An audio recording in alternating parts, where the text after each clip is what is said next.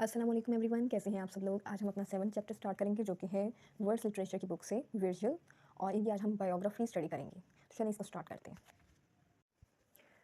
Publius Vergilius Maro, usually called Virgil, in Virgil in English was an ancient Roman poet of the Augustan period. Virgil जो थे ये 19 BC में पैदा हुए और 70 में इनकी डेट ऑफ डेथ है, और ये रोमन पोइट थे। बाकी जो थे वो ग्रीक के थे, लेकिन ये रोमन पोइट थे, रोम पे रहते थे। और ये काफ़ी ओल्ड हैं बाकी जो राइटर्स की निस्बत। इनका और जो एविड है उनका टाइम पीरियड सेम सेम है, और वो भी रोमन पोइट थे और ये भी रोमन पोइट थे। तो इनका जो असल नेम था वो प्यूब्लियस वर्जिलियस मैरो है, लेकिन इनको वर्जिल और वर्जिल भी कहा जाता है इंग्लिश में। He is known for 3 major works of Latin literature, the Eclogues, the Georgics, the epic, Aeneid. इनके लिटरेचर में 3 फेमस वर्क थे जिनकी वजह से ये पहचाने जाते हैं। और इनकी जो इनियड थी वो एक नेशनल जो एपिक थी उस टाइम पीरियड की, एंशंट रोम की, तो उसको उन दिनों में एक नेशनल एपिक माना जाता था। His Aeneid has been considered the national epic of the ancient Rome from the time of its composition to the present day, यानी उन मौजूदा दिनों में उसको जब वो बनी थी तब नेशनल एपिक कहा जाता था।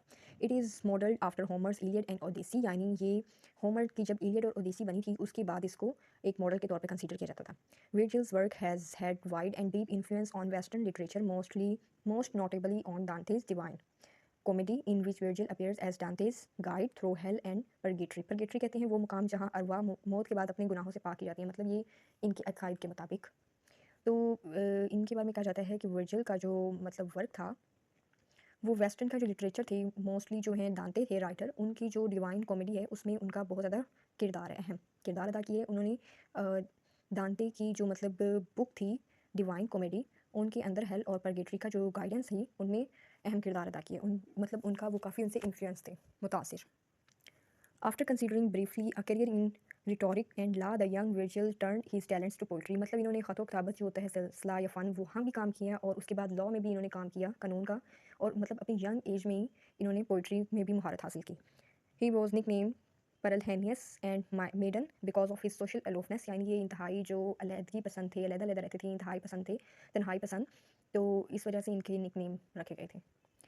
The Augustan poet Ovid parodies the opening lines of Aeneid in Amores, and his summary of the Aeneid story in book 14 of the Metamorphosis, the so-called mini Aeneid।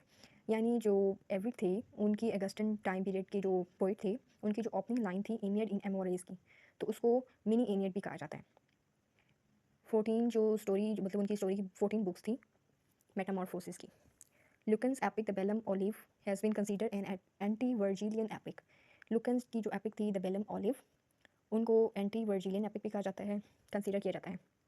The Aeneid an epic poem written between 29 and 19 BC tells the legendary story of Aeneas, a Trojan who traveled to Italy where he became the ancestor of Romans. It comprises 9,896 lines in dactyl hexameter। तो इनकी जो epic national epic थी Virgil की Aeneid, तो इसमें उन्होंने मतलब ये 19 BC से 29 BC के दरमियान लिखी गई थी, और ये 9,896 लाइन की डक्टाइल हेक्सामीटर की वर्ड एपिक थी। और इसमें स्टोरी थी एक लेजेंड की जो कि एनियस थे उनका नाम, और वो एक ट्रोजन जो थी, ट्रोजन से सफ़र किया था उन्होंने इटली की तरफ, और वो रोमन के एंसेस्टर कंसीडर किए जाते हैं और बन गए थे मतलब। तो एनियड जो है इसकी 9,896 लाइन्स थी जो कि टेक्टाइल हेक्सामीटर में लिखी गई थी। टेक्टाइल हेक्सामीटर आपको पता ही होगा कि ये एक लिटरेरी टर्म डिवाइस होता है, मतलब कि जो लाइन्स हैं वो किस तरह सिलेबल्स में लिखी जाती हैं, कितने सिलेबल्स में लिखी जाएंगी, और उनकी सीक्वेंस होती है सिलेबल्स की, ठीक है। तो ये यहाँ पर ये हमारा चैप्टर कंप्लीट होता है, और नेक्स्ट चैप्टर तक के लिए अल्लाह हाफिज़।